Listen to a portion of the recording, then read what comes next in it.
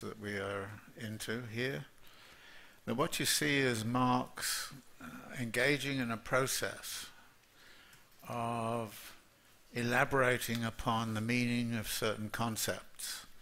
There is, if you like, a sort of an evolution of the concepts.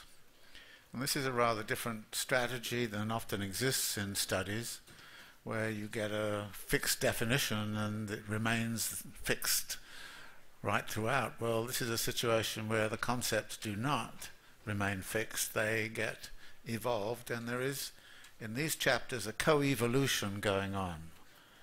And the co-evolution is between the concept of value and that which represents value, which is money. Value cannot exist without, in its capitalist form, without money. But at the same time, money can't exist without that which it represents, which is value. So what you see is that Marx takes these two concepts and sort of starts to push on how to understand them more clearly. And so the concept of money, which has already been introduced, is gradually evolved in these chapters. So the chapter on money itself is one further step in that evolution. Now in chapter 2, Marx takes one step further in this co-evolutionary process and wants to look more closely at the process of exchange. And as he says, the process of exchange depends on the people doing the exchanging. And so he introduces the idea of buyers and sellers. He introduces the idea that there must be consent between the parties. There should be no coercion. There is a contract. There is, above all, the concept of private property, and that you're dealing with owners, and you're dealing with them in terms of a juridical relation. So, in a sense, this chapter 2 is quite simply setting up the institutional framework within which exchange will take place between buyers and sellers. And that institutional framework is the one which would be familiar to people who read Adam Smith or any of the other classical economists. And in a sense, what Marx does is to accept the idea of a perfectly functioning market economy. That we're going to deal with an exchange relation and a perfect market situation. And he makes clear, of course, that in this perfect market situation, it's not persons matter, but the roles. And I've mentioned this before, that Marx is interested in roles rather than persons, and what he's interested in is the buyers and sellers operating in what we would call a perfectly functioning market, which is based upon private property and juridical relations and reciprocity and exchange and all the rest of it. Now there's an interesting kind of question as to why is it that Marx would say, okay, I make the assumption, which is a utopian assumption, of bourgeois political economy, of perfect markets and perfectly functioning markets. Why is he giving us, as it were, this framework? And why is this going to be the framework for the rest of what follows in Capital? Because we know that markets are not perfect. We know that there's a lot of distortion in markets. We know there's monopoly power. We know that there are all kinds of things. But at the end of this chapter 2, Marx comes, I think, to the conclusion, which is that he's going to be dealing with a kind of a market, which is on page 187. He says, men are henceforth related to each other in their social production in a purely atomistic way. Their own relations of production therefore assume a material shape which is independent of their control and their conscious individual action. Now this is, in a sense, Marx talking about what Adam Smith called the hidden hand. In other words, the hidden hand of the market is such that no one individual is in control. there is a lack of control. Now, we've already hit this idea before, way back when we were talking about, this is back on page 167-68, where Marx talks about the way in which the magnitudes vary continually, independent of the will, foreknowledge, and actions of the exchangers. Their own movement within society has for them the form of a movement made by things, and these things, far from being under their control, in fact control them. Now, the theory of the hidden hand that Adam Smith laid out suggested that it really didn't matter what the exchangers had in mind, that it didn't matter whether they were good people or evil people, and this was one of the debates about the utopianism of the market. For Adam Smith, none of that mattered, because the hidden hand of the market would end up producing a result which is independent of the wishes, desires, mental conditions, all the rest of it, of the exchangers. And this was Adam Smith's argument, and Marx is accepting this, which is a bit strange, but then you have to remember the subtitle of Capital is a critique of classical political economy. And Marx is in effect saying, let's take the utopian vision of the market, which classical political economy was promoting, in order to get the state power out of the way and all of the distortions that came from price fixing by the state and so on. Let's get that all out of the way, said the classical political economists, and everything will be okay, everything will be fine. And Marx says, okay, I'll accept that bourgeois utopian vision of a perfect market. And then what we will do is we investigate the question, is everything going to be okay?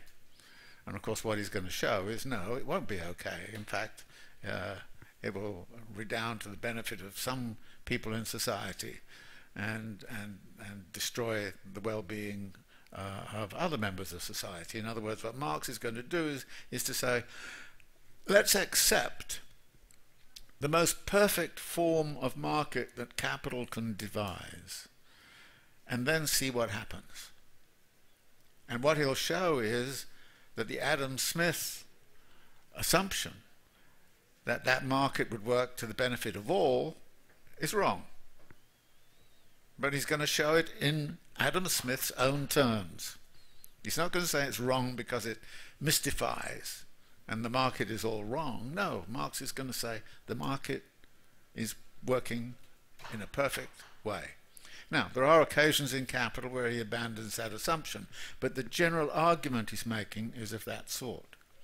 So chapter 2, therefore, sets up the conditions of a perfectly functioning market, which I think are pretty easy to comprehend and pretty easy to understand. This chapter then is also about the way in which, as the market becomes perfected, so it is absolutely essential that two things happen. First, money has to crystallize out of the exchange relations in such a way, and this is what he sets out, that what he called the universal equivalent in his argument in the preceding chapter is going to be achieved through the, as he says at the bottom of page 180, only the action of society can turn a particular commodity into the universal equivalent.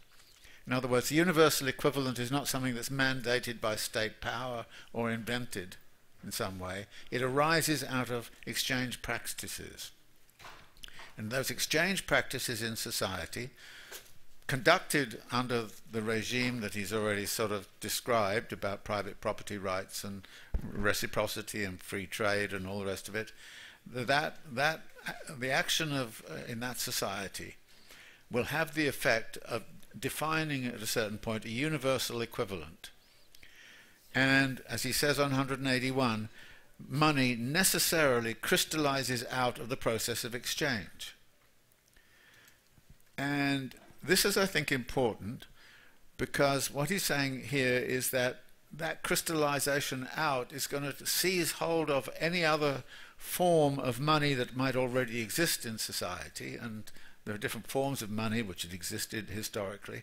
They're going to be absorbed within a very special definition of what money is about, which is the money which arises under capitalist structures of exchange.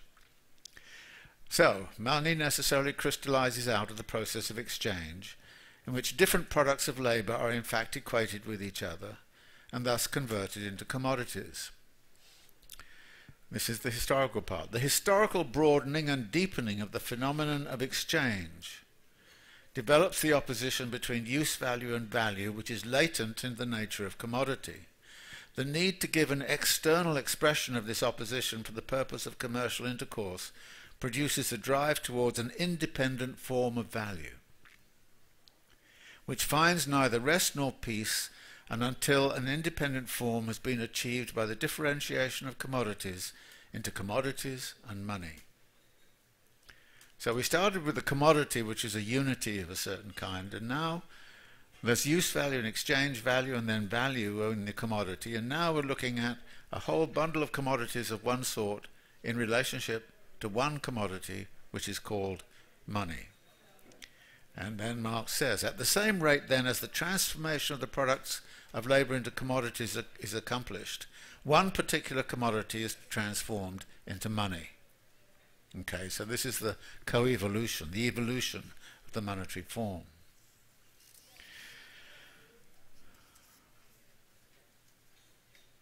Now, in this exchange, if you go to the next page, 182, Marx introduces the following sets of relations. Things are themselves external to man and therefore alienable. In order that this alienation may be reciprocal, it is only necessary for men to agree tacitly to treat each other as the private owners of these alienable things, and precisely for that reason as persons who are independent of each other.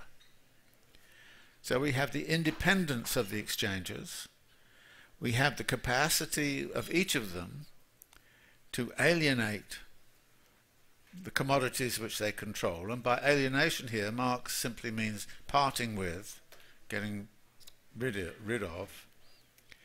And this, he then goes into a little discussion about how historically these forms of capitalist exchange might arise, and he talks about commodities.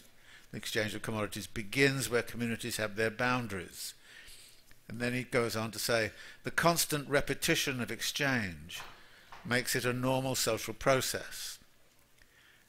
Now, one of the things that this means is that value only becomes value in its capitalist form under conditions where there is a constant repetition of exchange, and exchange relations have become a normal social process. So that the universal or social equivalent, as he calls it, arises only in the conditions of further and deeper and deeper amounts of commodity exchange. And as he says at the bottom, 183, in the same proportion as exchange bursts its local bonds, and the value of commodities accordingly expands more and more into the material embodiment of human labour as such. Notice that phrase. The value of commodities expands more and more into the material embodiment of human labour as such. In that proportion does the money form become transferred to commodities which are by nature fitted to perform the social function of a universal equivalent. Those commodities are the precious metals. So again, this is the co-evolution, if you like, of the value form and the money form. And this, of course, then leads him to say, well, there are two commodities that really perform this function very well, and those commodities are gold and silver. And this then suggests that these are going to become the universal forms of money within a capitalist society where value has become, as it were, the regulatory norm of the exchange relations. In this sense, he says, every commodity is a symbol of value, but that symbol is actually then going to be reflected in the monetary form. And then that leads him to this conclusion, which is that men are henceforth related to each other in their social production in a purely atomistic way.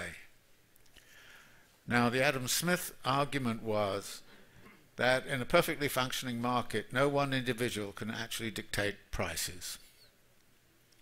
Prices form as a result of a market process, and no one individual or collection of individuals has control over those prices. The prices will arise out of the exchange process, independent of the will of any one particular or even one group within the population. So this is the exchange process that Marx is envisaging, and it is a perfect market system in which money is now well established, clearly established, gold and silver, in which value is now become more securely established because of the volume of exchange which is going on, which is equating labours from all over the world into a single system of exchange relations. So I don't think this is too difficult a chapter, but it leads us then, of course, into the chapter 3, which is money or the circulation of commodities. Now, last week I had suggested to you that this is going to be a difficult chapter, and probably you would give up on it before you got to the end of it. I don't know if you've experienced that. Maybe you didn't. But it is very common to sort of throw up hands in frustration at this particular chapter.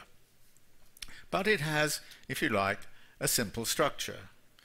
And I would always advise you when you're hitting Marx to look at the section headings in Volume 1. They indicate what is going on. Section 1 is about the measure of values. Section 2 is about the medium of circulation, means of circulation. And Section 3 is about money, which is the unity of both measure of values and means of circulation, and some of the contradictions that attach to that unity.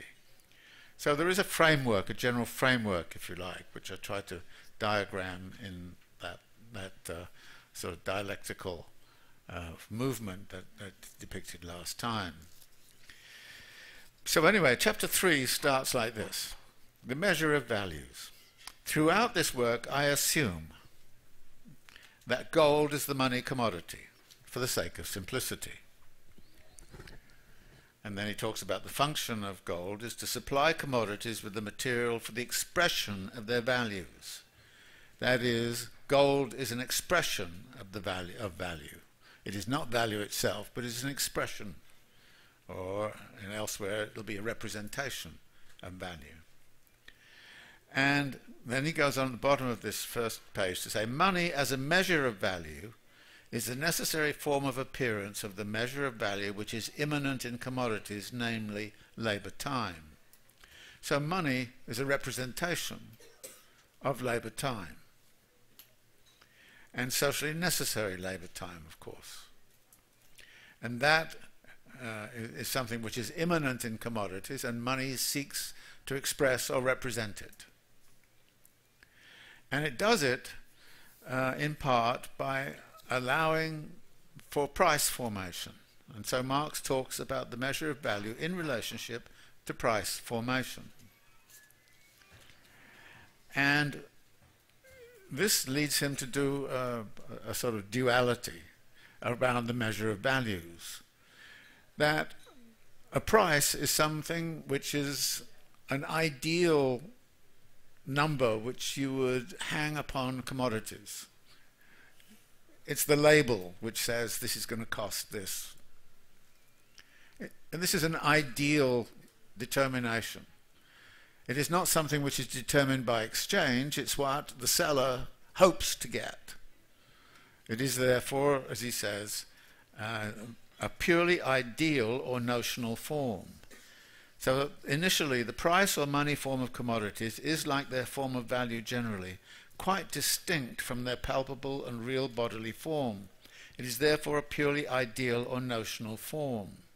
The guardian of the commodities must therefore lend commodities his tongue, or hang a ticket on them, in order to communicate their prices to the outside world. These are notional or ideal prices. So there's an ideal act. When Marx talks about it as an ideal, it means it is a mental rather than material fact. Money, therefore, he says, serves only in an imaginary or ideal capacity. You imagine what the value of a commodity is, and you say, this is, I hope that this is worth, £2 or £5 or whatever.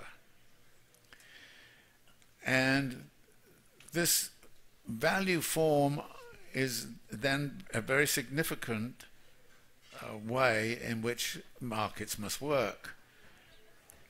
As he says, the money that performs this function of measure of value is only imaginary. The price depends entirely on the actual substance that is money. The value, i.e. the quantity of human labour which is contained in a ton of iron, is expressed by an imaginary quantity of the money commodity which contains the same amount of labour as the iron. So therefore you would say the value of the gold is equivalent to the value of the iron, and therefore you would then use the value of the gold as a means to sell the iron. But these are all price expressions. And this takes Marx immediately into the question of, well, as an expression, gold has particular qualities. And this then leads him into saying this on page 192. As measure of value and as standard of price, money performs two quite different functions. So money is at some point going to be a real measure of the value of commodity, but it's only a real measure after the exchange. Before the exchange, it's a notional value, and it is therefore a standard of price. Standard of price is an ideal measure which you hope to realize. The real measure of value comes after you've actually exchanged it for the gold. Gold can serve, he says, as a measure of value only because it is itself a product of labour and therefore potentially variable in value. So you're going to take the labour that is incorporated in the production of gold and you're going to treat that as the norm against which all other commodities are going to be valued. This immediately poses a problem of what about the labour content of the gold? Is it constant? No, it's not. It's constantly changing because it's a product of concrete labour. And what we're now going to see is, I don't know if you remember, but back in the chapter on relative and equivalent form of value, Marx started to talk about the equivalent form and the contradictions of the equivalent form. That a particular commodity was going to be a measure of labour content in general. How can that be? And obviously there's a contradiction in that, and Marx is then resurrecting that contradiction here. And this then leads into the possibility of inflation. Marx had to deal with that because in 1848 there was the famous gold rush to California. Suddenly a lot of new gold is coming on the market, and suddenly the value of gold is, going down. And so what happens to prices when this happens? So he has to deal a bit with that kind of problem, but he basically says this doesn't change the relative prices. All prices will shift. If gold becomes scarce, then all prices will move up, but they'll move up in ratio to each other, and that therefore the value content will simply but he has to recognize that there's the possibility of inflation in the monetary form or deflation of the monetary form, because there is some scarcity of gold, and we'll come up upon that later. So this then leads him to the conclusion of this little part of the argument, that price is the money name of the labour objectified in a commodity. The magnitude of the value of a commodity therefore expresses a necessary relation to social labour time, which is inherent in the process by which its value is created. With the transformation of the magnitude of value into the price, this necessary relation appears as the exchange ratio between a single commodity and the money commodity which exists outside it. And then he goes on to say this: the possibility therefore exists of a quantitative incongruity between price and magnitude of value. This is the bottom of 196. I.e., the possibility that the price may diverge from the magnitude of value is inherent in the price form itself. And then he goes on to say something strange, or seemingly strange. This is not a defect, but on the contrary makes this form the adequate one for a mode of production whose laws can only assert themselves as blindly operating averages between constant irregularities. What he's talking about here is that if price is going to work in the market in such a way as to represent value, then in a situation where there's too much of a commodity in the market, then the price is going to have to go down. And as the price goes down, producers will produce less of the product.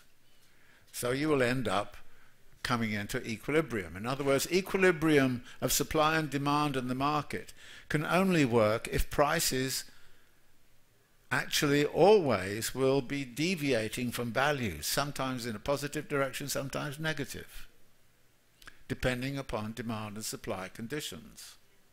So if the market is going to work perfectly, you need something like a price form which can deviate from value. If all commodities exchanged at their values all of the time, there would be no mechanism. And here Marx is allowing that demand and supply in the market is significant. That demand and supply is going to affect relative prices. The relative prices are going to help, as it were, create an equilibrium situation in the market. And that equilibrium situation in the market is going to be a representation of value.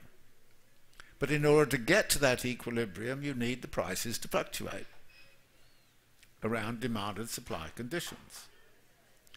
Now, the way in which the classical political economists talked about this was there were prices and what were called natural prices.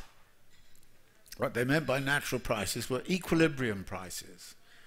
That price at which demand and supply is in equilibrium. And that is the representation of value. But in order to get to that, prices have to have this quantitative incongruity. And as Marx kind of says, this is not a defect, but on the contrary it makes this form the adequate one for a mode of production whose laws can only assert themselves as blindly operating averages, that is, natural prices, between constant irregularities. He then goes on to say something which is much more problematic, however. The price form is not only compatible with the possibility of a quantitative incongruity between magnitude of value and price, between the magnitude of value and its own expression in money, but it may also harbour a qualitative contradiction, with the result that price ceases altogether to express value, despite the fact that money is nothing but the value form of commodities. Things which in and for themselves are not commodities, things such as conscience, honour, etc., can be offered for sale by their holders, and thus acquire the form of commodities through their price. Hence a thing can, formally speaking, have a price without having a value. The expression of price is in this case imaginary, like certain quantities in mathematics. On the other hand, the imaginary price form may also conceal a real value relation or one derived from it, as for instance the price of uncultivated land, which is without value because no human labour is objectified in it. Now, this is a very important passage, and I think over time it's become even more important, and I think if Marx was writing this today, he would want and feel the necessity to elaborate considerably upon what he's talking about here. Okay, things that are not commodities, conscience, honour, can acquire the form of commodities through their price. We have a situation right now where if you said, how do you value a company like Apple? Well, you could take all of its inventory of goods and you could take its production and all this kind of stuff. And you could add it all up and you could get some sort of price of what Apple is worth. But under contemporary conditions, you would find that would be nowhere near the market price. But the market price would include, if you sold Apple on the market, in what are called intangibles, reputation. And actually reputational value is something which is not necessarily achieved through labour input in the sense that Marx is talking about it. It might involve labour in creating the imaginary of what a commodity can do. So if you take a brand of toothpaste, for example, you could take, well, okay, what's the socially necessary labour time involved in the production of the toothpaste? But all toothpaste companies are busy as hell trying to, alter their reputational value. And in fact, there's a peculiar way in which the higher the price, the more people think there's there's substance to the reputational value, and therefore they should buy it. There was a big study of shampoos, in which there are these classy shampoos which actually turn out to be no better than just soap and water, which sell for a huge amount because of their reputational value. So we have a market system in which this qualitative incongruity between value and price is actually very significant to the way in which the market is working. And in the case of uncultivated land, obviously, there's a land price, even though nobody's put any labour whatsoever into changing the land. And in that instance, of course, you would start to say, well, actually, the price of something is also dependent not only on the commodity itself, but also on externality conditions of other commodities. In the case of land, the value of a plot of land does not depend solely on what labour is incorporated in that piece of land. It also depends on labour which is incorporated in the lands around it. One of the ways in which the value of a piece of land gets increased dramatically is somebody builds a highway into an empty area. That makes the land accessible.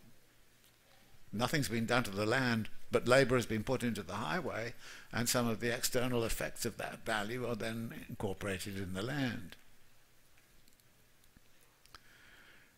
So this qualitative contradiction is something which is one that I mentioned last time. In reading Capital, there are a number of doors that open and you go through and you see different things. Now, Marx doesn't do much with this at all. But in our situation, in our time, we would have to do a lot with this.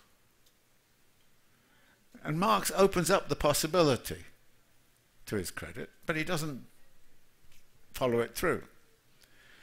But if we're going to do what I think Marx would want us to do, which is to say, okay, there's something going on here that needs now to be more thoroughly explored, then this item needs to be much more thoroughly explored. And how is it that the value of commodities, and in fact the whole exercise of branding of commodities, and brand value and reputational value and intangibles which are involved in stock market evaluations of the values of companies, how do those things work?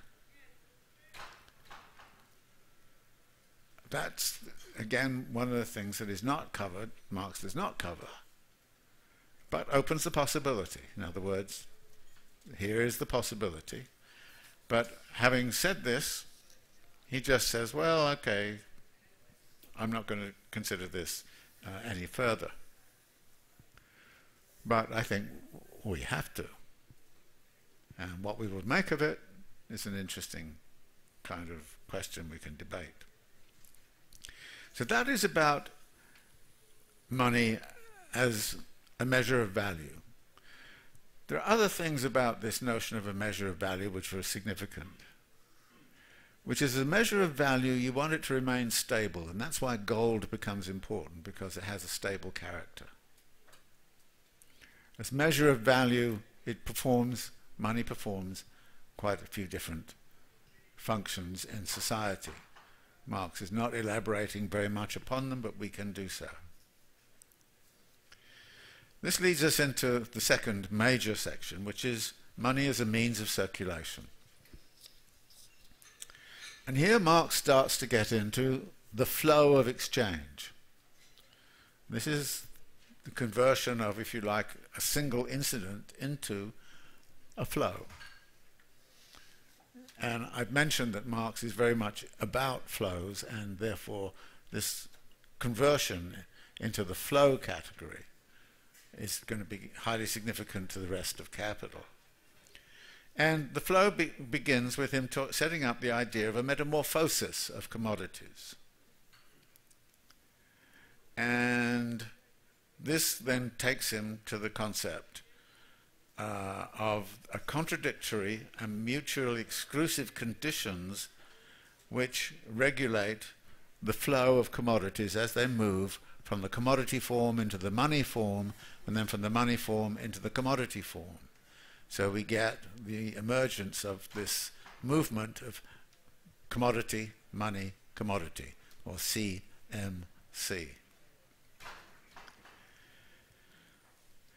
And he says that these mutually exclusive conditions actually set up certain contradictions. And he has an interesting remark about the contradictions. The further development of the commodity, go back to what I started off by saying, that Marx is developing the concepts all of the time. The further development of the commodity does not abolish contradictions, but rather provides the form within which they have room to move. This is in general the way in which real contradictions are resolved. And he has a very interesting parallel. For instance, it is a contradiction to depict one body as constantly falling towards another, and at the same time constantly flying away from it.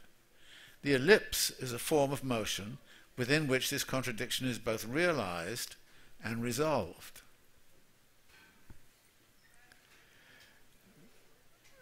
Insofar as the process of exchange transfers commodities from hands in which they are non-use values to hands in which they are use values, it is a process of social metabolism. Now, he's already introduced the concept of metabolism in natural metabolism, but here he's talking about social metabolism. The product of one kind of useful labor replaces that of another. Once a commodity has arrived in a situation in which it can serve as a use value, it falls out of the sphere of exchange. We consume it, use it. And it falls out of the sphere of exchange into that of consumption. But the former sphere alone interests us here. We therefore have to consider the whole process in its formal aspect. That is, the aspect of metamorphosis of commodities through which social metabolism is mediated.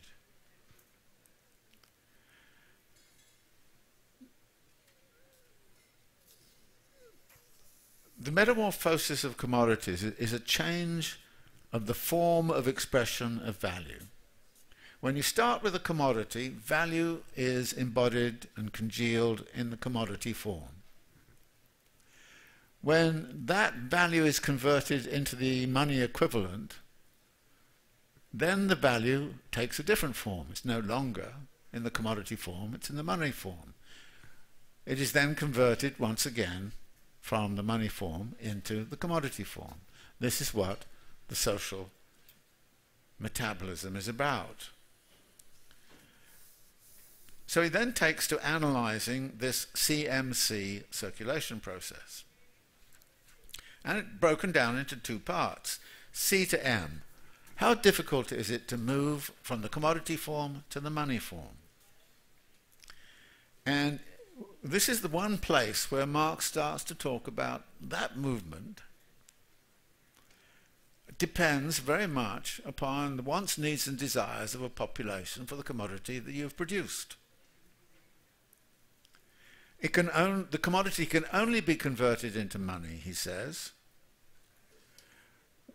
by being socially useful to somebody somewhere.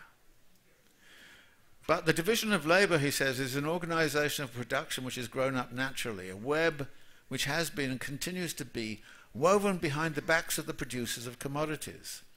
Perhaps the commodity is the product of a new kind of labour and claims to satisfy a newly arisen need, or is even trying to bring forth a new need.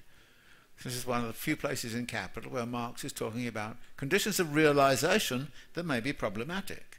He says, today the product satisfies a social need. Tomorrow it may perhaps be expelled partly or completely from its place by a similar product. You see, and so this is about the production of new wants and needs.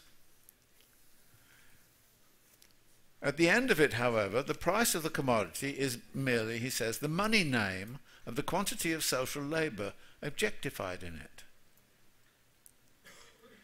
And he talks about this again, and talks, I think, in a nice sort of Shakespearean kind of mode. We then see that commodities are in love with money, like Trump is in love with, what's his name? But that, the course of true love never did run smooth. That is, there's always a difficulty of getting from C to M. And that difficulty is, yeah, you've got to make that transition, but there has to be a want, need, desire, love for what it is that you've got in order for that C to M to occur. But this is part of what the organic relation is and the process which is going on in society. The quantitative articulation, he says, and this is bottom of 202, of society's productive organism by which its scattered elements are integrated into the system of the division of labour is as haphazard and spontaneous as its qualitative articulation. The owners of commodities therefore find out that the same division of labour which turns them into independent private producers also makes the social process of production and the relations of the individual producers to each other within that process independent of the producers themselves. They also find out that the independence of the individuals from each other has as its counterpart and supplement a system of all-round material dependence. Now this is a contradictory argument. On the one hand, the social division of labour allows people to act in purely independent way as producers. But the social metabolism is such that you're not independent because you've got to find a market for your product. So on the one hand you're independent, and on the other hand you're dependent. And you're dependent upon conditions in the market. The division of labour, he says, converts the product of labour into a commodity and thereby makes necessary its conversion into money. At the same time, it makes it a matter of chance whether this transubstantiation succeeds or not. Here, however, we have to look at the phenomena in its pure shape and must therefore assume it has proceeded normally. Okay, so he's talked about, the possibility of realization crises and realization difficulties and all the difficulties, but he's now saying, okay, I've had enough of that. I'm going to assume there's no problem. That you can make the leap from commodity into money without any difficulty. And that therefore the conversion of C into M is easily accomplished. This then leads him to say, well, but what about M into C? Now, C into M is taking the particularity of the commodity and trying to find its universal equivalent. The move M to C is taking the universal equivalent and trying to find its equivalence in the particularity of the commodity. Which is easier to do, going from C to M or M to C? In one case you're going from the particular to the universal, the other going universal to the particular. It's not equivalent. It's easier to go from the universal to the particular than it is to go from the particular to the universal. That is, you risk far more when you're contemplating the C into M than you risk when you're looking at M into C. M gives you the universal power. And he starts off looking at MC by talking about universal alienation.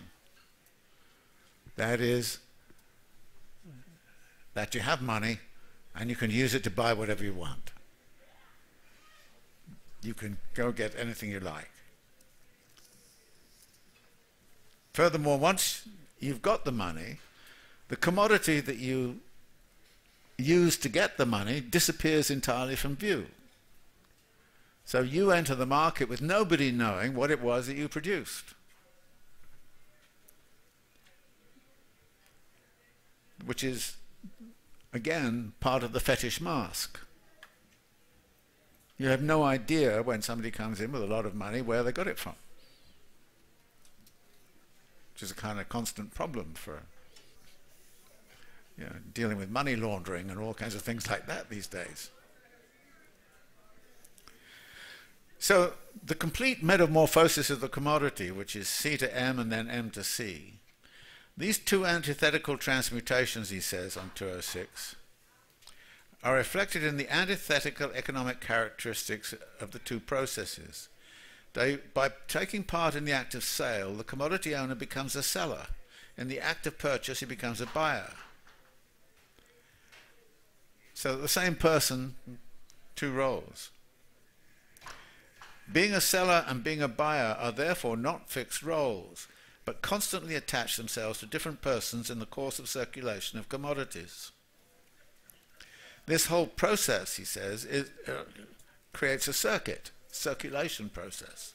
The whole process constitutes the circulation of commodities.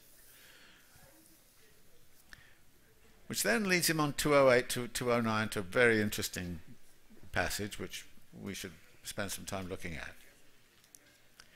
Circulation, he says, sweats money from every pore. Commodities are dropping out of circulation, but money is staying in circulation. So money keeps on circulating. But then Marx goes on to say this on 208. Nothing could be more foolish than the dogma that because every sale is a purchase and every purchase a sale, the circulation of commodities necessarily implies an equilibrium between sales and purchases. And then he goes on to explain what he means by all this. And the contradiction is this. He says right at the bottom, no one can sell unless someone else purchases. But no one directly needs to purchase because he has just sold. Circulation bursts through all the temporal, spatial and personal barriers imposed by the direct exchange of products, and it does this by splitting up the direct identity present in this case between the exchange of one's own product and the acquisition of someone else's. To say that these mutually independent and antithetical processes form an internal unity is to say also that their internal unity moves forward through external antitheses. These two processes lack internal independence because they complement each other. Hence, if the assertion of their external independence proceeds to a certain critical point, their unity violently makes itself felt by producing a crisis. What's Marx doing here? Now, there's something in classical political economy called Say's law. And Say's law stated that since every purchase is a sale and every sale is a purchase, there can be no general overproduction. Crises are impossible in perfectly functioning markets. So says Say's law. Marx is saying this is a load of rubbish. Nothing could be more foolish than this dogma. For the simple reason that within this transition, if I transfer my commodity into the market and get the money, I can then hold the money as long as I like. And if everybody refuses to use their money, nobody else can sell their commodities, and you get a general crisis. In other words, holding money. But if you feel there's some risk in what's going on in society, what would you rather hold? Money or commodities? Most of the time you probably prefer to hold the universal equivalent, unless there's something going along with the universal equivalent, huge inflation, like in Venezuela, 2,000% per day or something of that kind. Then you don't want to hold money, you would rather hold cans of tuna. But a lot of the time you'd rather hold money. What are corporations doing right now? They've been benefiting from quantitative easing and they've been getting a lot of money. What are they doing with their money? They're not necessarily investing it at all. What are they doing? They're buying back their own stock. Buying back their own stock raises the value of their stock, so they buy back more stock. So you don't have to spend the money once you've got it. What Marx is doing here is saying CMC is problematic because there is a constant temptation to hold money, particularly under conditions of uncertainty. You withhold that next step. And if I as an individual hold money, no problem. But if everybody starts to hold money, big problem. And that's where the antithesis he's saying here, the unity between the C and M and the M and C, the unity violently makes itself felt by producing a crisis. So that you can get a crisis simply in this circulation process because somebody somewhere or even groups of people will start to hold money rather than keep the process going. So as he says, the antithetical phases of the metamorphosis of the commodity are the developed forms of motion of this immanent contradiction. These forms therefore imply the possibility of crises.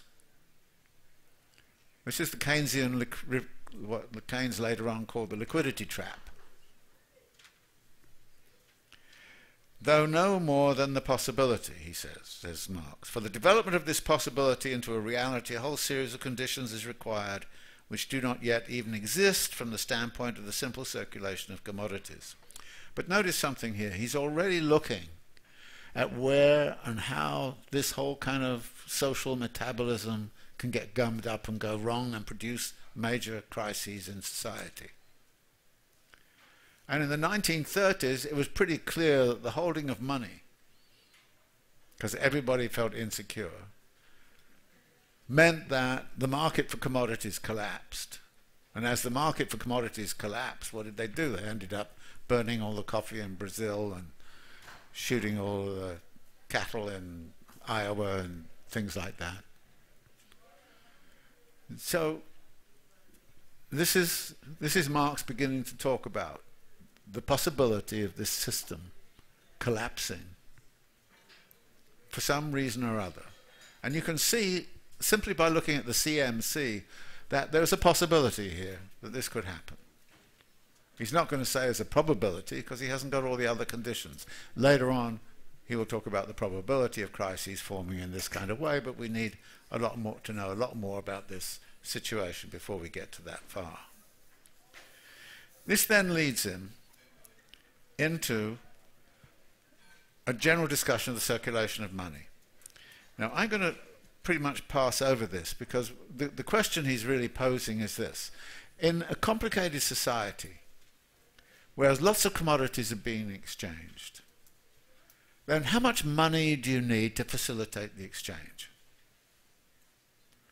And can situations arise where there's a shortage of money or an excess of money? How is this going to be? And this was something that bothered the classical political economists. And the question of how much money you need was a question of considerable debate. And for the next few pages, Marx talks about various ways in which to think of this. And I'm going to skip over these because there are, he says, basically 3 factors which tell you how much money you need. The first is the movement of prices. That is, the second is the quantity of commodities in circulation. And the third is something called the velocity of circulation of money. Very important magnitude. The Federal Reserve is constantly talking about the velocity of circulation. Velocity of circulation is how many times in a day does a dollar bill exchange hands. If, for example, this dollar bill only changes once, it's a slow velocity. If I use the dollar bill there, and then the dollar bill goes there, and then the dollar bill goes there, the velocity of circulation accelerates. So velocity of circulation is a very important magnitude. And this generates a quantity theory of money sort of version, which he outlines on 219. The law that the quantity of circulating medium is determined by the sum of the prices of commodities in circulation and the average velocity of the circulation of money may also be stated as follows.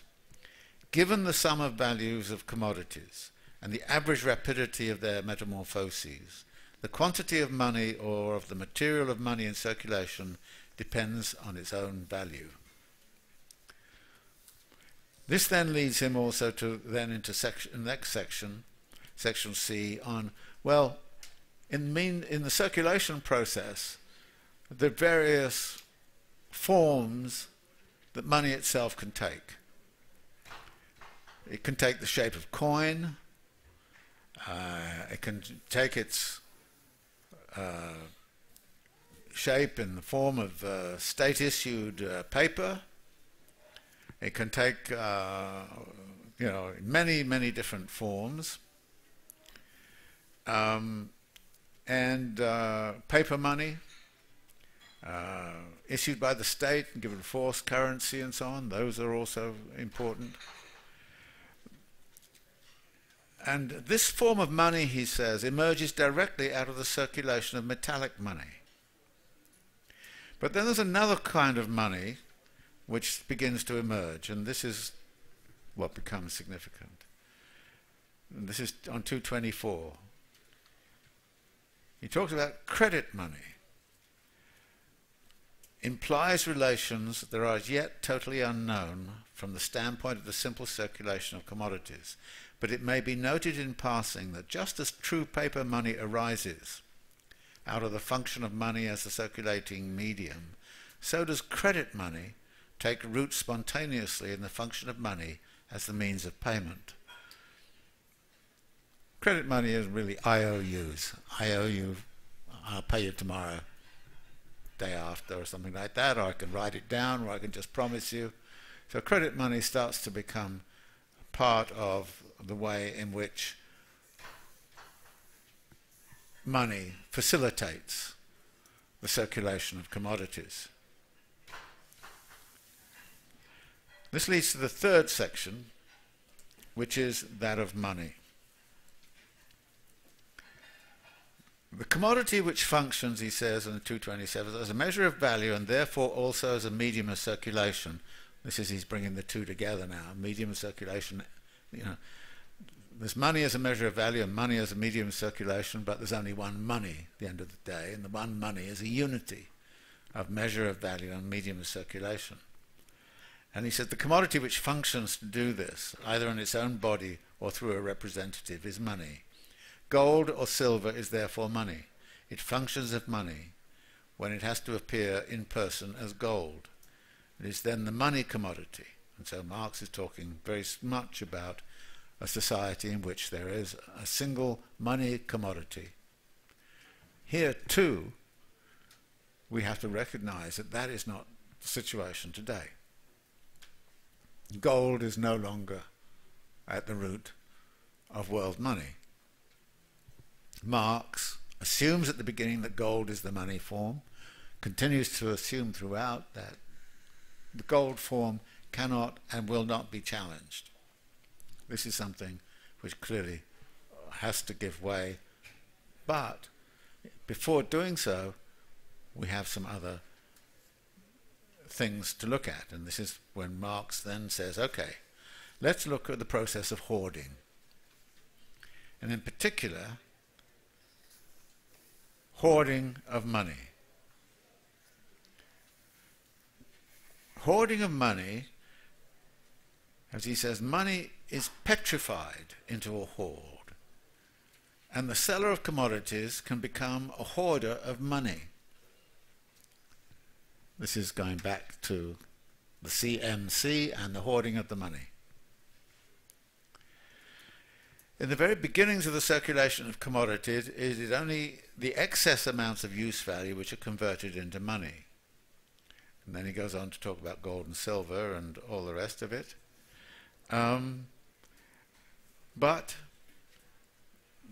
the gold in itself starts to become a fetish form. And hoards of gold and silver get piled up, he says, at all points of commercial intercourse, with the possibility of keeping hold of the commodity as exchange value or exchange value as a commodity. The lust for gold awakens. Gold is a wonderful thing. Its owner is master of all he desires. Gold can even enable souls to enter paradise. This is from Christopher Columbus, who was stealing gold as much as he could find. Since money does not reveal what has been transformed into it, everything, commodity or not, is convertible into money. Everything becomes saleable and purchasable. Circulation becomes the great social retort into which everything is thrown, to come out again as the money crystal. Nothing is immune from this alchemy. The bones of the saints cannot withstand it, let alone more delicate res sacrosancti extra commercium hominum, which he translates into a purchase in the strict sense implies that gold and silver, it's from Henry VIII, it's about him robbing the monasteries and all the rest of it, and stealing their gold. Just as in money every qualitative difference between commodities is extinguished, so too for its part, as a radical leveller, it extinguishes all distinctions. But money is itself a commodity, an external object, capable of becoming the private property of any individual. Do you remember that moment back when he's talking about relative and equivalent forms of value and talks about the fact that it's not only that the particularity of a commodity is standing in for all forms of value, it's also that private persons can start to hold social wealth, because that's what money represents. Thus, he says, the social power becomes the private power of private persons. It's a very important idea. And it's for this reason, he says, that ancient society therefore denounced money as tending to destroy the economic and moral order. Modern society, which already in its infancy had pulled Pluto by the hair of his head from the bowels of the earth, greets gold as its holy grail, as the glittering incarnation of its innermost principle of life. But the history of money and gold has this dual character. Filthy lucre.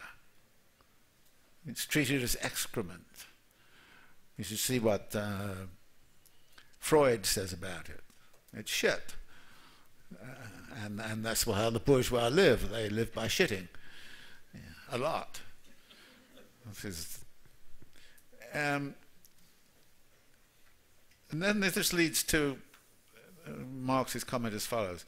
The commodity as a use value satisfies a particular need and forms a particular element of material wealth.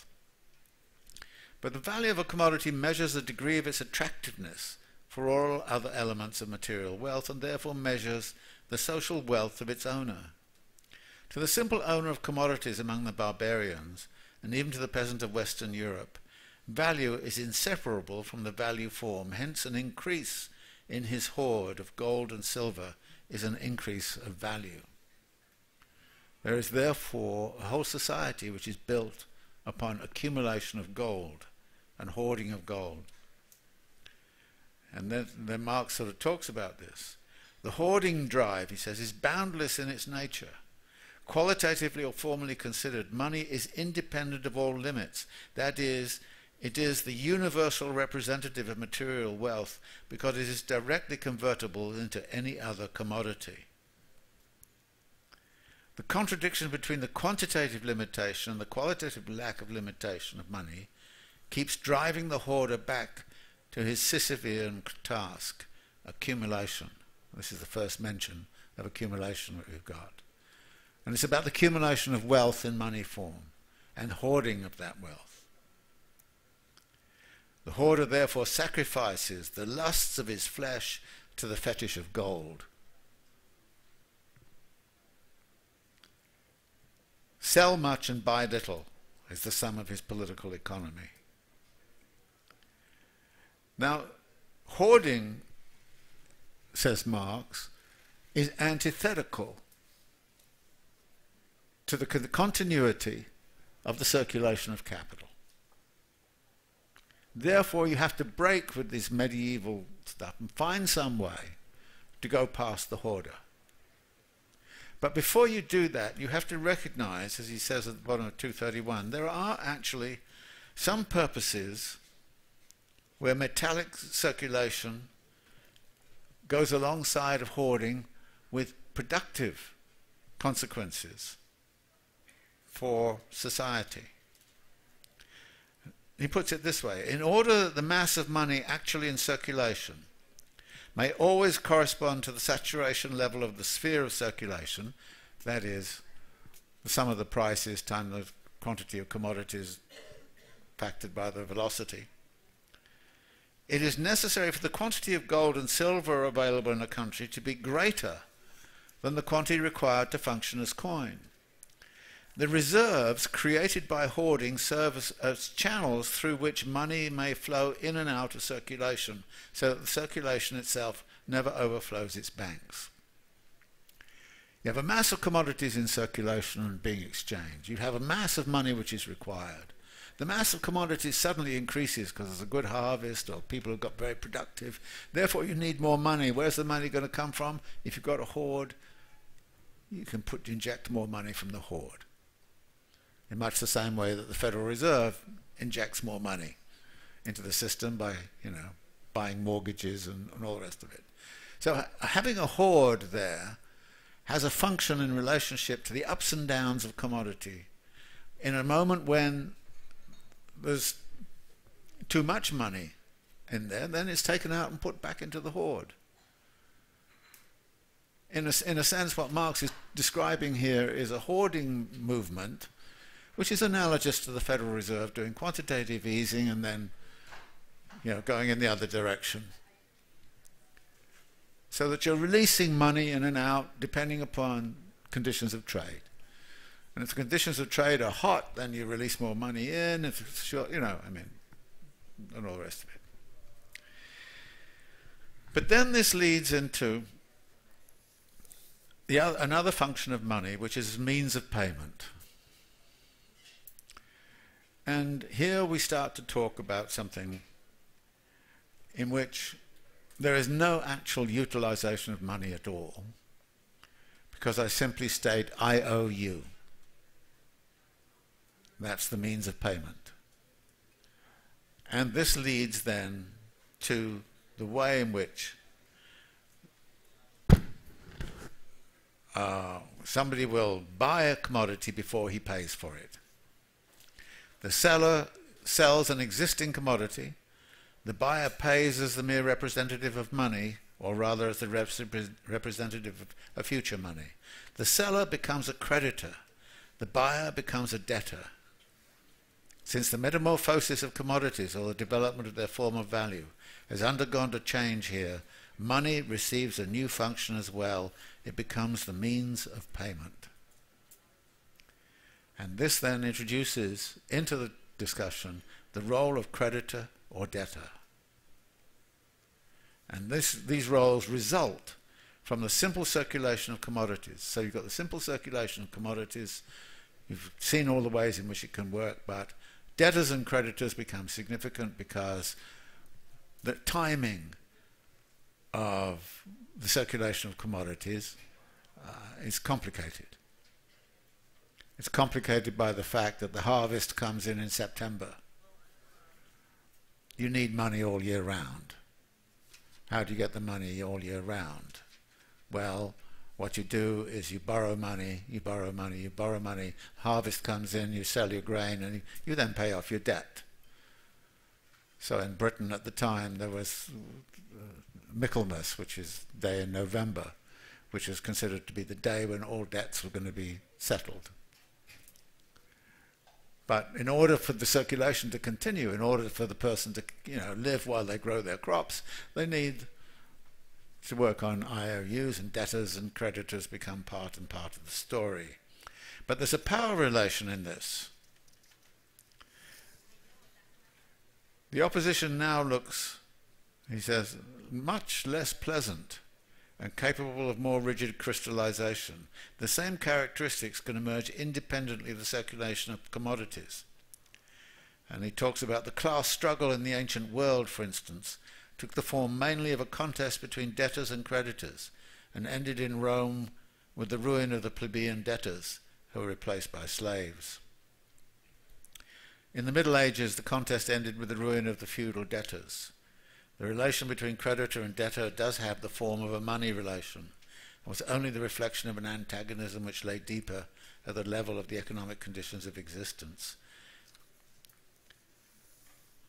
On 234, he converts this discussion of debtors into creditors into the point of origin of capital. So finally, on page 234, we get to capital. The means of payment, he says, enters circulation, but only after the commodity has already left it. The money no longer mediates the process. It brings it to an end by emerging independently as the absolute form of existence of exchange value, in other words, the universal commodity. The seller turns his commodity into money in order to satisfy some need. The hoarder in order to preserve the monetary form of his commodity, and the indebted purchaser in order to be able to pay. If he does not pay, his goods will be sold compulsorily. The value form of the commodity, money, has now become the self-sufficient purpose of the sale, owing to a social necessity springing from the conditions of the process of circulation itself. This is a slightly convoluted way of saying debtors and creditors. The person who holds the money is going to start to lend the money out. And in lending the money out, the aim and objective of lending that money out is not to get commodities, but to get more money. That is, you're going to charge interest. You're going to get more money.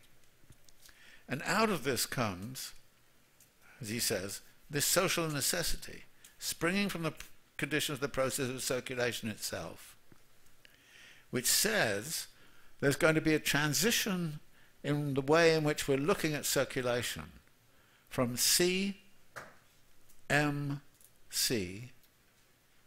to MCM.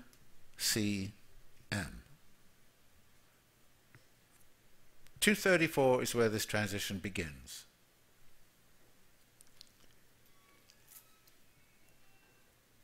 And remember this, because the transition from CMC into MCM is not accidental. It arises out of a social necessity. Because at a certain point, those people who control the money need to use it in order for this society, the social metabolism, to work. They have to use it. But why would anybody use money to buy commodities and then sell for money? Why would you go through all of that bother to end up with exactly the same amount of money at the end of this process as you started out with? Whereas with use values, the same value which you get makes sense because you need a shirt as opposed to shoes. It doesn't make sense when it comes to MCM,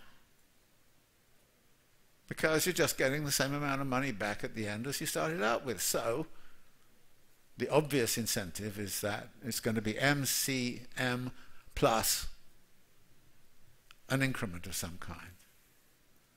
You're only going to lend the money out if you can get more back.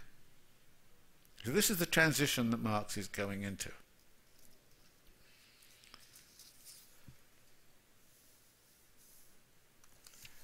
But this is a contradictory situation. The buyer converts money back into commodities before he has turned commodities into money. In other words, he achieves the second metamorphosis of commodities before the first. The quantity involved here, well, it then talks about, relationships with creditors and debtors and all the rest of it, and the means of payment. There is a contradiction, he says, immanent in the function of money as the means of payment. When the payments balance each other, money functions only nominally as money of account, as a measure of value.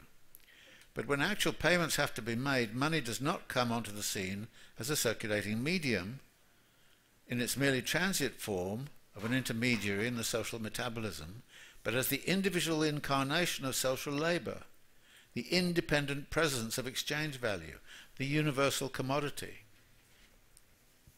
This contradiction bursts forth in that aspect of an industrial and commercial crisis which is known as a monetary crisis.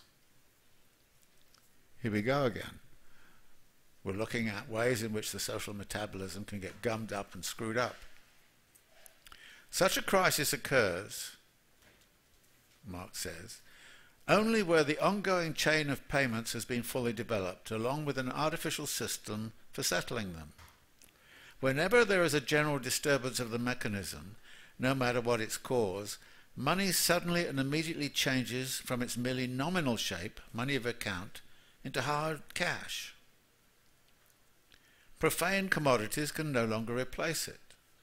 The use value of commodities becomes valueless, and their value vanishes in the face of their own form of value.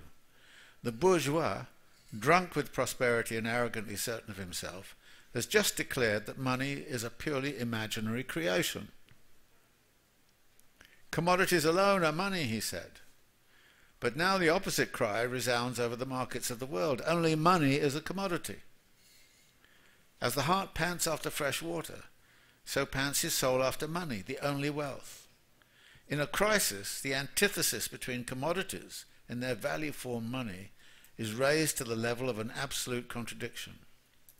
Hence money's form of appearance is here also a matter of indifference. The monetary famine remains whether payments have to be made in gold or credit money, such as banknotes.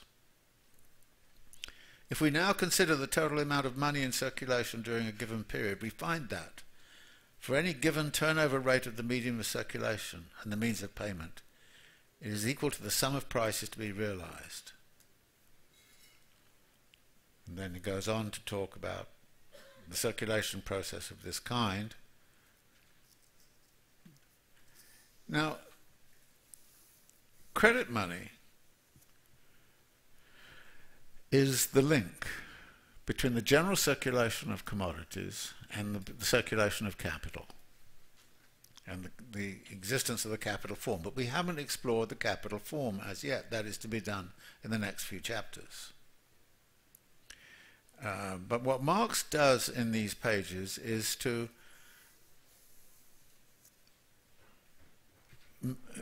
set up the way in which capital emerges out of the processes of exchange.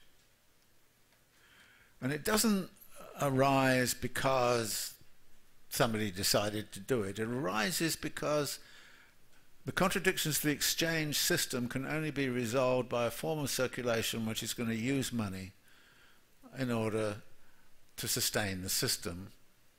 And the agent that uses that money is going to be defined as a capitalist. The development of money, he says on 240, as a means of payment makes it necessary to accumulate it in preparation for the days when the sums which are owing fall due. So this is, if you like, the point where Marx has brought us, and the last section is called World Money. And he kind of says it is in the world market that money first functions to its full extent as the commodity whose natural form is also the directly social form of realization of human labor in the abstract. Its mode of existence becomes adequate to its concept. The concept of abstract labor was given way back. He's now defined a mode of existence for abstract labor which is adequate to that concept, and that only exists when the world market has been constructed. You can't have value without having the world market. You can't have value without having money. Money cannot perform all of its functions in the form that Marx is talking without the world market.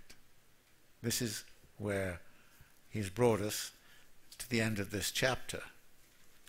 And hoarding has a very important role to play. You understand why hoarding occurs, but we can also see a form of hoarding which is about taking money out of circulation at a certain point in time, holding that money and injecting it back into circulation at another point in time. And the only reason you would inject it back into circulation is because you can get more for the money when you inject it back into circulation. And that is going to be the theory of capital, which is taken up in part 2. So this is the chapter in money. You've gone through a series of stages: measure of value, medium of circulation, how much money do you need in exchange, what are the social relations that are involved, what's involved in the circulation process and the metamorphosis from money to commodities to money, what's involved in all of that. Are there points in here where the potentiality exists for the system to come up and to get screwed up? And the answer is yes. There may be a realization problem. People may hoard too much money. There's a possibility of monetary crises because too much money is available and not enough is available in relationship to the commodities being exchanged, and the value relation to the money is problematic. So we've got all of these sorts of questions which are being posed in this chapter. So it's a complicated chapter. But from here on in, it gets much easier. So we'll do the next 3 chapters next time, but they're much easier. But let's talk about if there are questions that people have about the money chapter.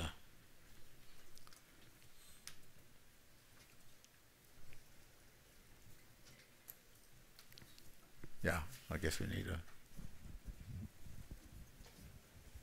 Hi, So you mentioned a while back that there are intangible commodities, such as brand reputation and whatnot. I'm wondering if you could translate this concept into contemporary social media use, and how perhaps, I think the term has been thrown around as social capital is used to build a presence. Would you say this falls under the same kind of purview that Marx was talking about? Well, I don't think it's fair to say that Marx talked about this in a way which is adequate to the situation. There are lots of things we can learn from capital. I mean, there are some things that stand out as being requiring, as it were, both an expansion and potentially a break with some of Marx's conceptual arguments. I would say that what we've encountered so far, the two areas where you would need to engage in some serious modification of what he has to say is firstly the question of gold. Gold is no longer at the basis of the monetary system. The monetary structures have changed quite dramatically since Marx was working. Therefore, we need to rework a lot of that. But I think, in so doing, we also have to recognize some of these other things, like he opens up the possibility of price not being equivalent to value, and the circumstances are such as to open that door to a consideration of reputational value, intangibles, and the like. How that works when we start to sort of try to look at how do you value Google, what is the value of a Google transaction, there's some interesting sort of questions there, because in effect a lot of the value in Google is created by us.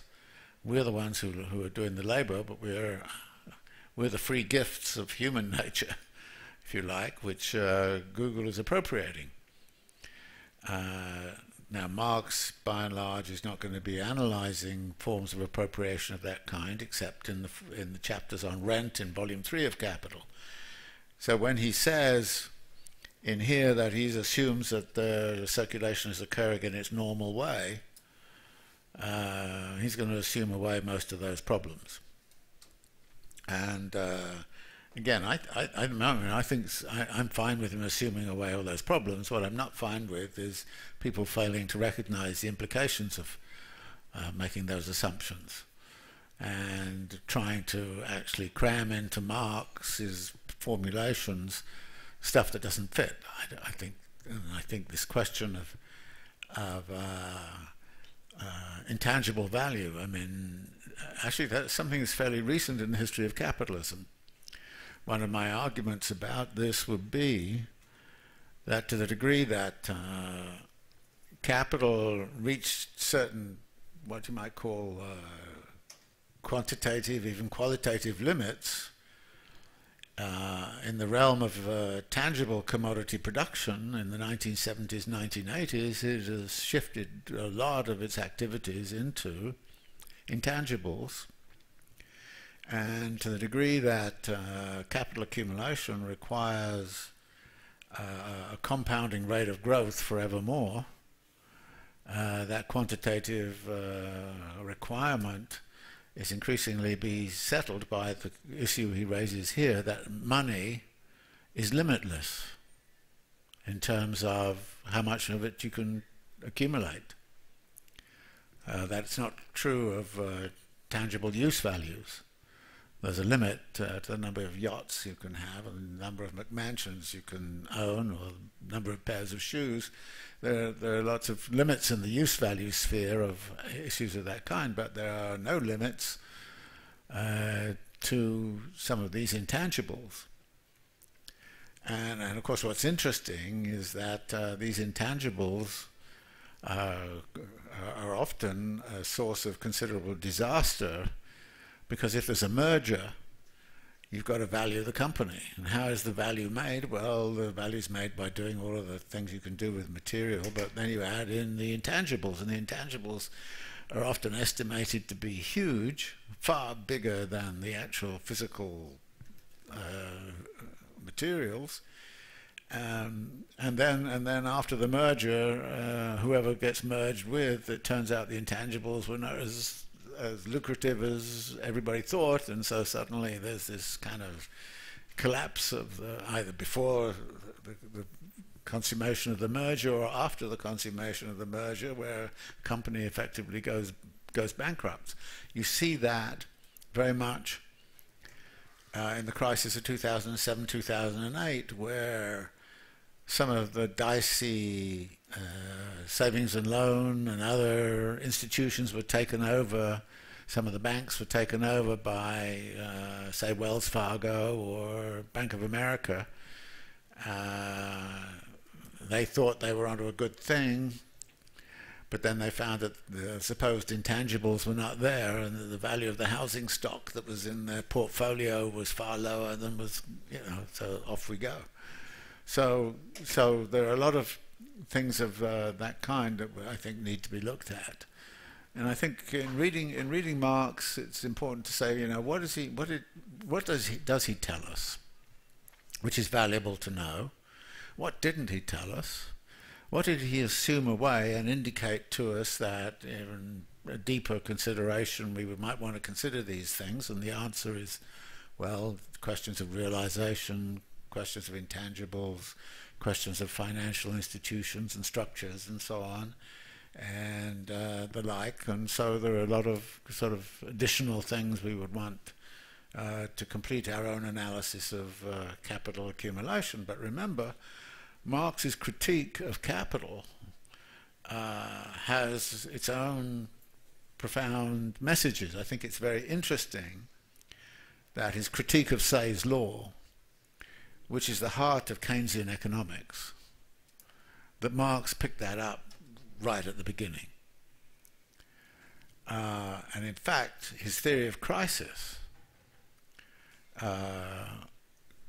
applied extremely well in the 1930s. And, the bourgeois economists had to reinvent the wheel, as it were, to get to the point where Marx had got to sort of 100 years before almost. And I think this is again one of the features. I mean, the general there was a division within classical political economy over whether crises were possible in a perfectly functioning market system. Say's law said they were not possible. Ricardo accepted Say's law, and all of 19th century economics took Say's law as being a basis of theory. Now, Say's law did not say there couldn't be overproduction of shoes relative to shirts or something like that. It just said there could not be a general crisis of overproduction. And in the middle of the 1930s, that began to look to be a very stupid kind of position to hold. And so actually Keynes wrote a very nice little essay about Say's law. And there were a couple of people in Marx's own time who did not accept Say's law. One was Malthus, and unfortunately Marx really detested Malthus for a variety of reasons, some good and some purely prejudicial, about his religiosity and all the rest of it. But Malthus was part of what at the time were called general glut theorists, that general crisis of overproduction could occur. Sismondi was another one, and there were two or three people who held to a general glut theory of crisis. But the majority of economists followed Ricardo in adopting Say's law. So a whole of economic theory up in the 1930s, and Keynes came along and said Say's law does not make sense. We have to come up with something called the liquidity trap, which is essentially the fact that people hold money, and in holding money they depress conditions of exchange, and the depressed conditions of exchange lead to people to holding more money, so you get into a downward spiral of the economy as a result. So Keynes did these things, overthrew Say's law and therefore Keynesian economics is effectively functioning on that little passage from Marx where he kind of said nothing could be more childish than the dogma. And so Marx is very clear about that. So Marx does tell us a whole bunch of things, I think, which are very, very important and very key, and which need to be listened to. But there are a whole bunch of things he doesn't cover, and I think that we need to look at them and open them up for discussion and debate, as has happened, for instance, in the field of financial capital. There's an extensive discussion amongst Marxists about how best to integrate a theory of finance capital into the general theory of capital accumulation that Marx proposed. We have one question from online. Mm-hmm. What implications, this is from Jacob, what implications does breaking the tether between gold and money post-Bretton Woods have for Marx's consideration of world monies? Well, it has a pretty huge implications. Marx gets back into this question in Volume 3 of Capital, and one of the points he makes there is that the credit system and the creation and money creation is something that the state can facilitate and private enterprises can augment. I mean, banks can create money simply by leveraging operations, and that therefore the creation of money is constantly, as Marx puts it in Volume 3 of Capital, is constantly striving to overcome the barrier which the material commodity of gold poses towards the expansion of the system. And his language is something like, it constantly strives, but at the same time can never overcome the barrier. It constantly breaks its head against this barrier of the metallic basis of the monetary system. So that was the position that Marx took. Now, as we know, in 1971, that all stopped. Because the relationship of the dollar to gold was broken, and therefore dollar became open entirely as the form of money, and that therefore paper money and the state. Now, this creates a contradiction within the Marxian scheme of things, because money is a representation of value. But one of the functions of gold was it's a material representation of value, which is immaterial. But you've now moved from an immaterial value to a representation which is immaterial. Now, two immaterials don't make a material. I mean, you're doubling down on the immateriality. And one of the immediate results, of course, of the jumping out of the gold constraint, and I think Marx recognized that there was going to be a constraining effect upon capital accumulation, that the metallic base would always be a restraining effect. But it was no longer there. So one of the things that happened was that inflation rate in the United States went zooming up. And if you remember the time, it was around 17%. And the interest rate with Volcker went up to, 16% or something like that. I mean, the end of the 1970s, plainly the fact that there was no longer a gold limit put the question of, well, who's in charge of how much money there is, and if you just print money, then you're going to get inflation.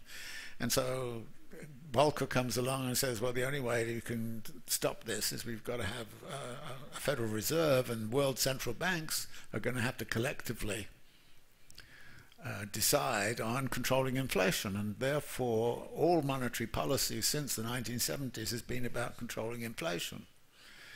Now, the Federal Reserve was supposed to take unemployment into account, but under Volcker, no, they didn't take unemployment into account, so unemployment in the US went up above 10% under Reagan,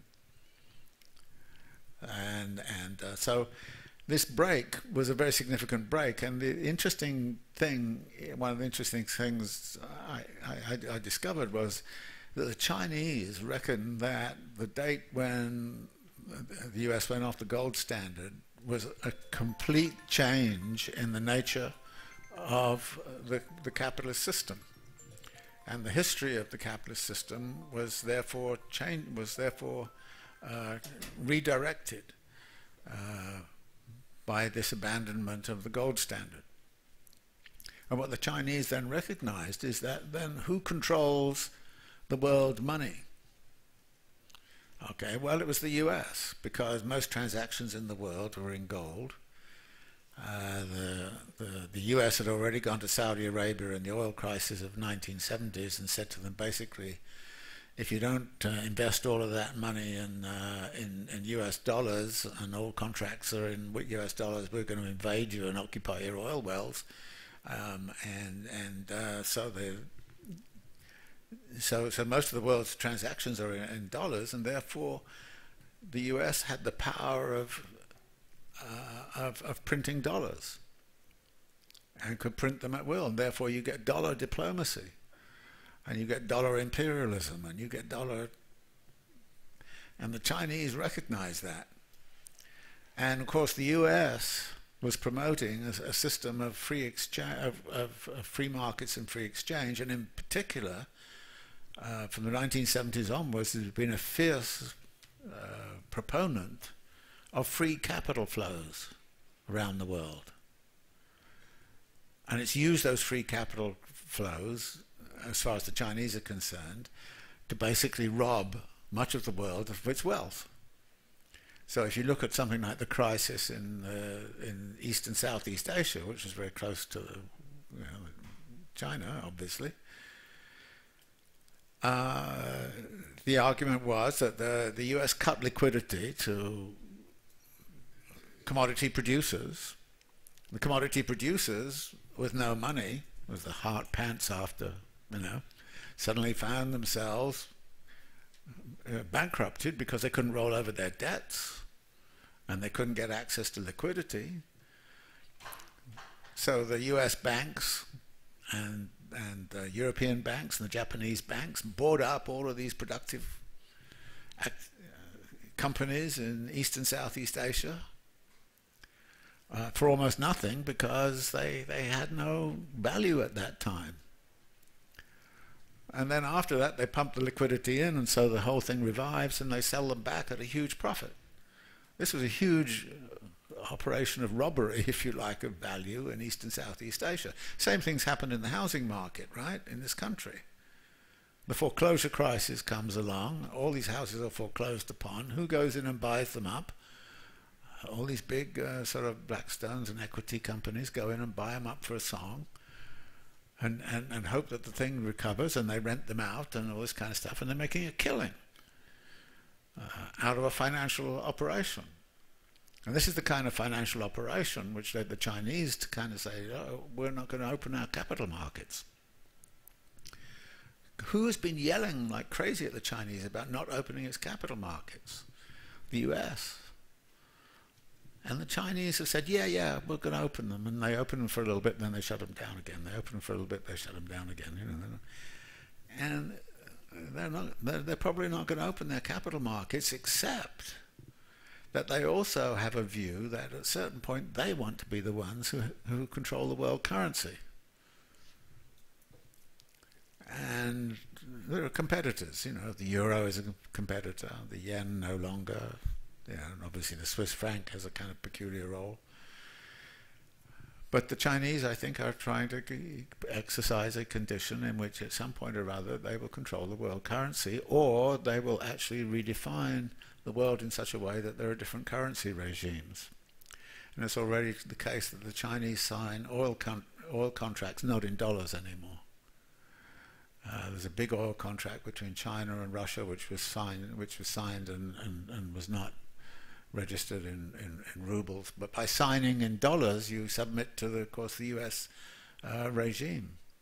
Look at what happened to Argentina. Some crazy judge in South Manhattan mandated all sorts of things about the Argentinian debt, and Argentina had to abide by a US judge making a determination of indebtedness in just down the road here. So the Chinese recognize that this is a problem, but there is this big question of how world money is going to be determined in the future in the absence of any kind of metallic base, and who has the power to do it, and what their policies are. Now, generally speaking, all of the world's central banks are nervous about inflation, and that therefore, the European Central Bank, with very strong German influence, which has always been about inflation, it's been very much about that. But the question arises, well, what about employment? Why aren't the central banks actually concerned about employment? And I think that's one of the big questions. For instance, the charter of the European Central Bank has nothing about unemployment. So when the Greek crisis occurred, it was all about getting the debt back and all this kind of stuff, and the unemployment rate could go to 40 or 50%, and the central bank said it's nothing to do with us, that's not our concern, it's not part of our constitutional mandate. So this is one of the big issues that is posed by this jump from Marx's assumption that world money was going to be gold determined and gold fixated, which is going to be universal. My own view is that what we're seeing right now is the emergence of distinctive currency regimes which are associated with different value regimes, and that this is a different world that we're working in. And again, this is one of those moments where capital has evolved, and we have to evolve with it, taking up those insights which we can get from reading Marx's Capital and building upon them in such a way as to be able to understand their current conjuncture in a more deeply analytical way than seems to be possible with contemporary assumptions of economics still being stuck in free market thinking.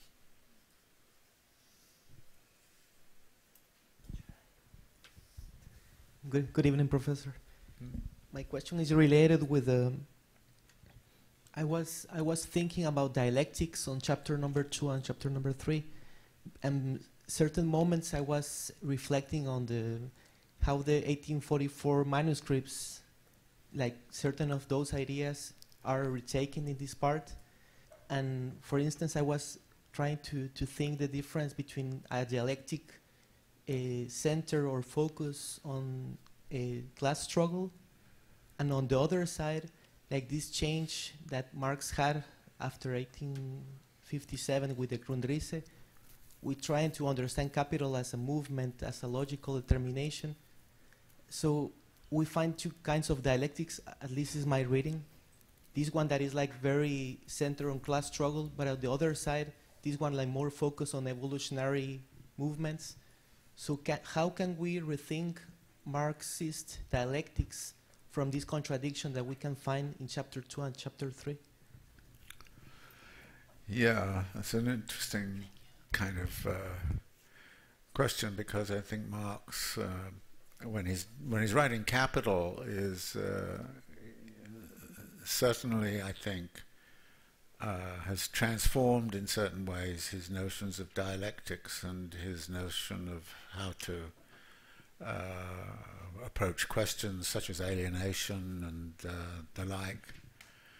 So it is rather different from the economic and philosophic manuscripts. Marx is striving for what might be called a more objective or objectified understanding in Capital, which is why you're getting this language which comes back again and again saying, no, you think you're in control, but you're not. The system is in control. And alienation is no longer about, somehow or other you're divorced from your true self or something like that. It's about the fact that the system is in control and you're not. And this is a deep challenge to liberal theory, because liberal theory holds that, I mean, if you go read Hayek and Friedman and all the rest of it, they kind of say, well, basically, they think the highest aspiration of a human society is a society built upon individualism, freedom and liberty. And when they ask the question, how is that best, what kind of social order and social system is best equipped to realize that, for them it's going to be private property, free markets and free trade. What Marx is showing is private property, markets and free trade are not about individual liberty and freedom, they're about you being actually rendered subservient to this machine-like social metabolic process. And you have to therefore find a means to convey how that process works. And I think that Marx is being dialectical in this framework, but at the same time he's moving to a more process-based understanding of dialectics. It's no longer a logic so much as a process of circulation. So when you get to the CMC becomes MCM, then you're starting to look at the process of metamorphosis. And that is a form of dialectical thinking, but it's not the same as a Hegelian logical structure of this kind. It's saying, all right, we're now looking at the process. And the process positions us as buyers and sellers in such a way that we have certain freedoms. Yeah, I can decide to trade with you or not trade with you, but I can't decide not to trade. And I can't decide on the price either, because the price is going to be determined by processes which are out of my control. So Marx's view in Capital in some ways is much bleaker than is the sort of, if you like, rather personalized utopianism of the economic and philosophic manuscripts. And that the subjectivity which is involved in the economic and philosophic manuscripts gives way to, if you like, the objectivity of Marx's argument in Capital. My own view of this is that you need to bring some of the subjectivity back in, so that I would not abandon the economic philosophic manuscripts as Althusser and others do by saying, they were just him being humanistic and, and romantic and all that kind of stuff. Forget it. We are interested only in the real science. So the question for me would be, we have to actually think about subjective states of mind, and how do we get to that, and in what ways can we connect the dialectical formulations which have shifted in their tone from a kind of a simple kind of logical structure to a process-based understanding of what a dialectical process looks like, with metamorphoses and transformations going on, and spiral forms and organic configurations. Again, if you've noticed, the language in here is often organic. It's about social metabolism. It's about natural metabolism. It's about that, which is not there in the economic and philosophic manuscripts. But I think that therefore Marx is, as almost all of Marx's work, it's constantly evolving in terms of how it works, and I take encouragement of that. It means, well, we can keep on evolving it too. If you want to follow Marx in doing this, well, evolve it in some further ways. I mean, in some ways, I take these minor features where Marx talks about the transformation of space and time that occurs with exchange, and exchange relations breaking its local bonds, forging the world market. This is a kind of, again, something that can be expanded upon, but to do that you need to look at the process and then find the mode of representation which is going to be adequate to that process, which is nearly always a sort of a process-based dialectical formulation. So I think that I would argue that if you really want to understand or work with Marx's ways of thinking, you work with Capital and the economic philosophic manuscripts together and start to look at how they might relate, be kept in creative tension with each other, and that maybe is also because I'm a bit of a sucker for the kind of utopianism of the economic and philosophic manuscripts, and in a sense the romanticism that's involved in that. I kind of find a lot of that attractive, and I certainly wouldn't want to abandon it even when I'm deep into the objective representation of what alienation is in capital, which is very different from the alienation as it's described in the economic and philosophic manuscripts. Professor, do you mind announcing the readings for tomorrow's class before we continue? Yeah, it'll be the next 3 chapters, 6, which is 4, 5, and 6. They're relatively short, and they're much easier than the money one. Did people have a hard time with the money one? How many people? What? Huh? Yes? Is it a bit clearer now? Okay, good. I mean, the best way to do it is to crash through the whole thing and come out the other side, like you say. It's easy pickings from now on, you know. I mean, it really is. But at a certain point, it's useful to go back, because I think some of the issues which are raised in this money chapter are critical issues, like the relationship between money and value. A lot of Marxist analysis doesn't deal very well with that.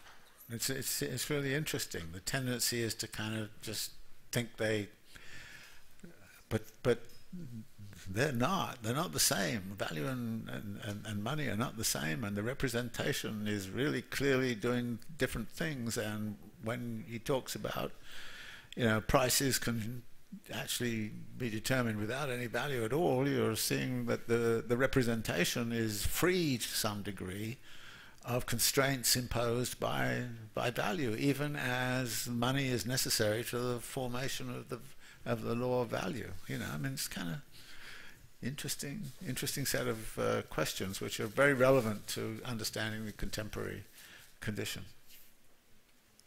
Okay, shall we leave it there, or is there any other question? What did you mean by crash through? Would you prefer us to just simply read the entire book and come back to chapters 4 through 6? My advice to everybody is to get through the book and then go back and read it again. And the second time, you have a lot of fun. I mean, the second time is really good. It really is, because part of the problem with Marx is you don't know how the concepts are going to end up. So you're working with something where you don't know where it's going to end up.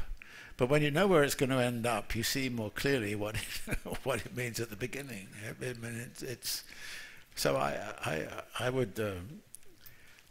My general tactic in teaching Marx is to crash through it as fast as you can and get to the end, and then come back and look at some of these other issues and more carefully, and you can pick and choose which one you develop on.